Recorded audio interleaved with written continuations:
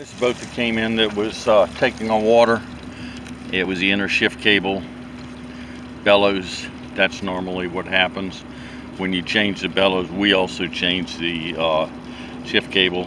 You can see that it's probably the original one. It's got some bends in there and they don't move freely. We also change the exhaust bellows. Go ahead and start her.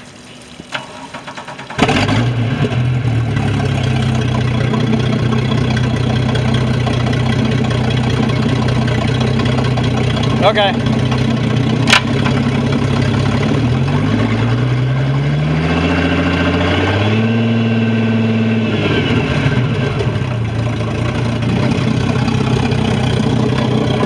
Yeah, we got water flow. Okay.